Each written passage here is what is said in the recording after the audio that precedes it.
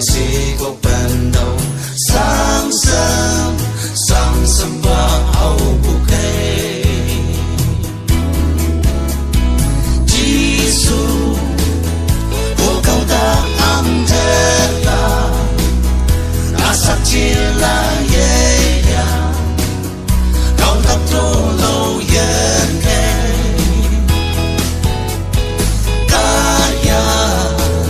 giờ này hậu ông làm bộ sắm mây chu ba cầm đầu Giêsu quay mẹ sống sang à chúng mày cấm hăng đất gì ta vẫn có sâu có phố qua cây có nhị chúng mày đã lâu người ấy bữa mai nơ mà sâu bữa ai cậu ta ca đồ mày lần yêu bà cái bữa cầm xì lấy chỉ lao đã cậu ta đẹp gì ta Giêsu vô cậu ta ăn thật là mà sắc chỉ là dễ dàng cậu ta thua lâu yên kề cả nhà giờ này hậu ông làm bộ sắm mây chu ba cầm bầu cái vừa câu khăn ai shi lim chờ shi câu đáp đồ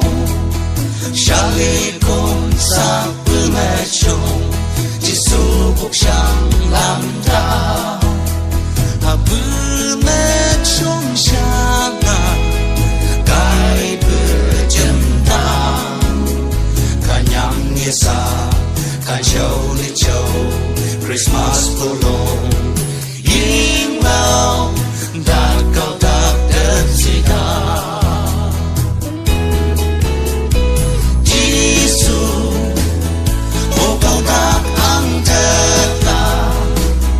ngã sắc chỉ là dễ dàng câu ta trô lâu yên kề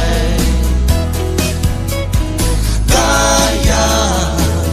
giờ này hậu ông làm bộ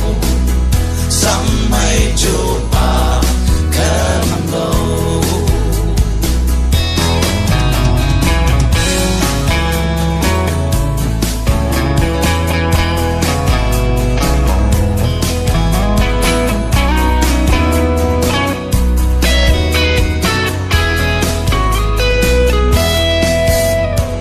Giêsu hô câu ta ăn thật là ngã sắc chỉ là dễ dàng câu ta trô lâu yên kề